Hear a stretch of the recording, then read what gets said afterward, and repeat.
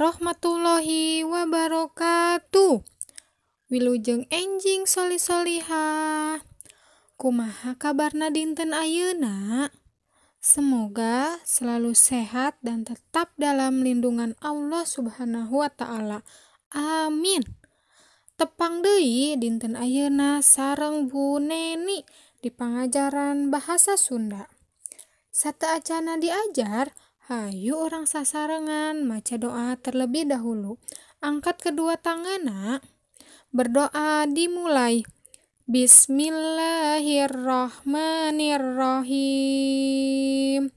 Raditu billahi rabba wa bil islami dina wa bi muhammadin nabiyya wa rasula.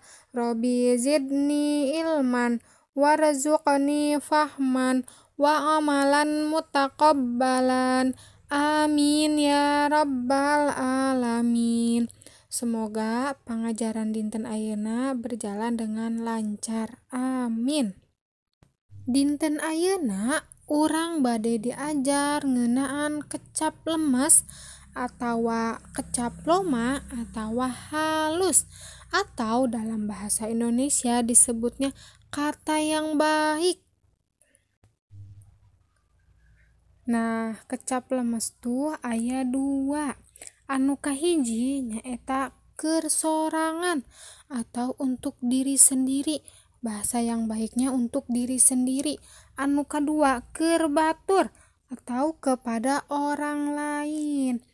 Nah, adapun tujuan tata krama bahasa Sunda nyaeta pikeun silih hormat jeung papada jalma. Bahasa Indonesianya yaitu kita harus saling menghormati sesama manusia dengan menggunakan bahasa yang baik. Yuk orang sasarangan simaknya naon bae sih kecap lemes. Nah, kecap lemes tuh aya keur sorangan atau jeung keur batur. Anu kahiji nyaeta aya kecap meser. Kecap meser nyaeta kecap lemes keur sorangan. Ari keur baturna nyaeta ngagaleun. Kecap meser sareng ngagaleun ngagaduhan arti membeli. Anu kadua kecap lemes keur sorangan rorompok keur batur bumi. Kecap rorompok sareng bumi ngagaduhan arti rumah. Anu katilu kecap lemes keur sorangan nyaeta miyos.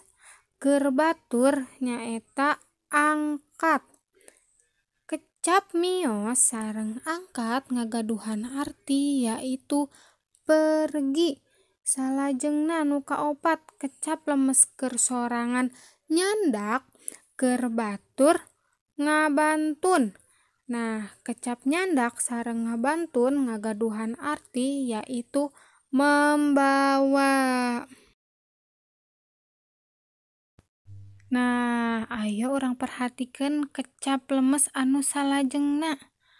Nah, kecap lemes kos tadi aya keur sorangan sareng keur batur.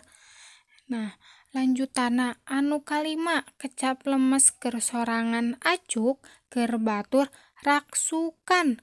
Kecap acuk sareng raksukan ngagaduhan arti nyaeta baju atawa pakaian. Anu kagenep kecap lemes keur sorangan ningal keur batur ningali. Kecap ningal sareng ningali ngagaduhan arti nyaeta melihat. Salajengna kecap lemes keur sorangan mondok ari keur batur kulem. Kecap mondok sareng kulem ngagaduhan arti nyaeta tidur. Salajengna kecap lemes keur sorangan neda ari keur batur tuang. Nah, arti neda sareng tuang ngagaduhan arti nyaeta makan.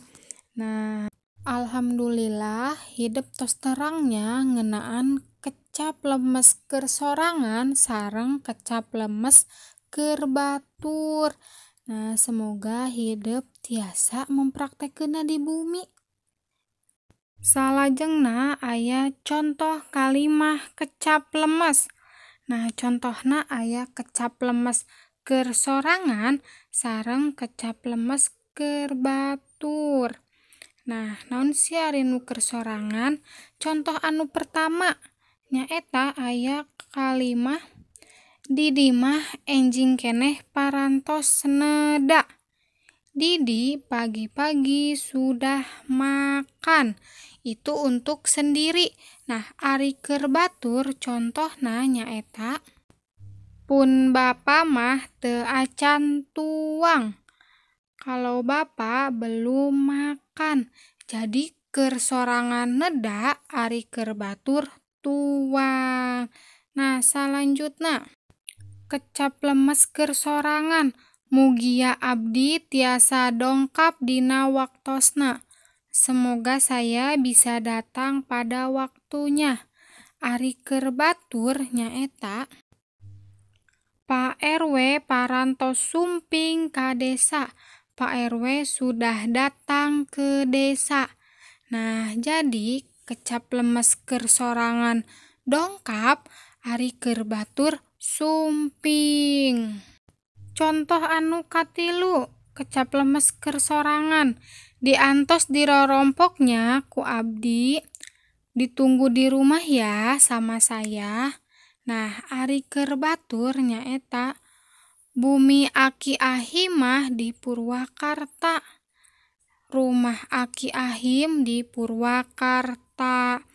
Nah, jadi kecap lemes keur sorangan rorompok ari keur batur bumi yang artinya sama-sama rumah. Nah, tadi hidup tos merhatikeun nya contoh kalimah kecap lemes. Semoga hidup tiasa paham sareng ngarti ngeunaan kecap lemes keur sorangan sareng keur batur. Alhamdulillah materi pangajaran tos sadayana ku Bu Neni disampaikeun. Sok bilih aya anu bade ditaroskeun mangga saha anu bade naros. Oke, lamun bade ditaroskeun hidup tiasa WhatsApp-nya ka Bu Neni. Siap?